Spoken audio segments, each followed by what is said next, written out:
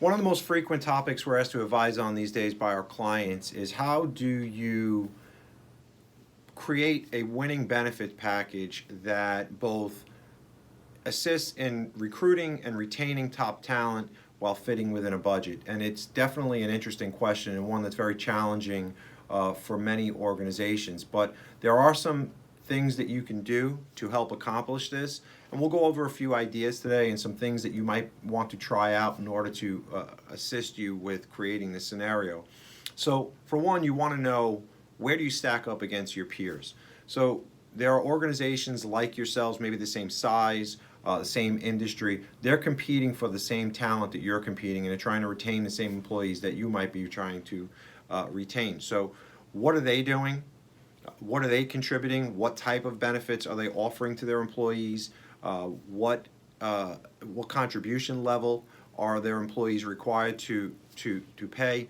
And how do you find this out? Well, a well-designed benchmark report can go a long way to helping you see how you stack up against your peers. So you can get a benchmark report from your broker in most cases, and it'll tell you things like what other peers in your industry are contributing, what kind of plans do they offer, the type of levels of benefits they offer to their employees, and do they contribute based on a percentage base or a flat dollar amount. And this can be all valuable information as you're designing your package.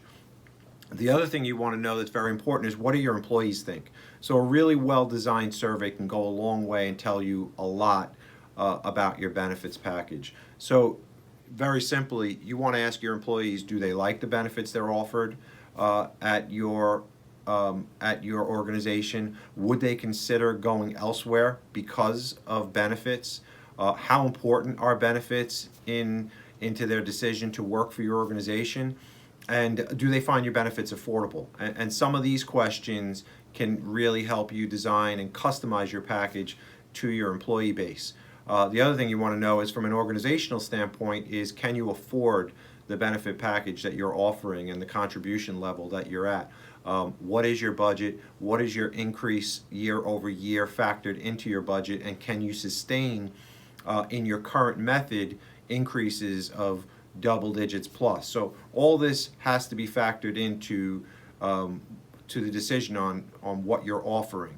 And so how do you do that? There's a few ways you can go about this that can create that scenario that make that package attractive for your employees while fitting within your budget. And really, a couple of things you want to consider is how are you contributing to the employees right now?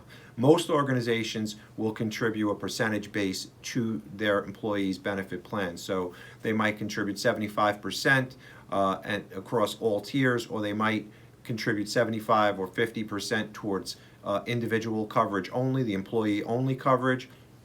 Again, that's all things that you can uncover how competitive you will be by asking your employees and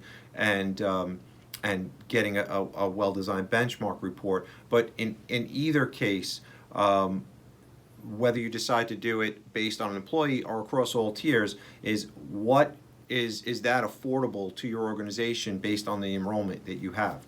So you can do it on a percentage base, but the challenges with a percentage base is as the increases take effect year over year, the organization is taking on more costs of their budget, and have you factor that into your overall planning. The other thing you can do is you can pick a particular plan and make your contribution based on a plan. For instance, you might want to pick a lower end option or an option that might be attractive to most of your employee base and make your contribution for that and allow employees to buy up to higher levels of benefit only if they need it. And that tends to create less waste in the system, and employees start picking plans based on their own needs, which is good for the overall health of the plan. The other thing you can do and might want to consider is a flat dollar or a flex dollar. Employees like flex dollars because they can choose the plans that they want using the dollars that you provide, and they get to make that decision. So if you offer several options, they can choose which option is customized to their needs, and then they can use the extra dollars to buy other benefits which are very valuable, which could be disability insurance or life insurance or even pet insurance these days has become very popular. So it's a great way to get your employees making consumer-directed choice, and employees always like that flexibility and being able to make their own decisions based on their own needs. The other thing it does is it flattens out the contribution by the employer, and so the employer is not taking on the increase on their own year over year. Every year, the employees are able to make a choice based on the level of contribution that the employer has made, and then again, year by year, they can make the choices based on their own needs. So again, it takes a lot of the waste out of the system and it levels off that budget. A lot of these things need to be supported by education. So talk to your broker about meeting with your employees, educating them on a one-on-one basis, and making sure that they're making prudent choices for their own needs. But these are just a few tips that can help you. You should definitely seek more consultation when it comes to these. And there are some other great strategies that you can implement to help you design that winning benefit formula.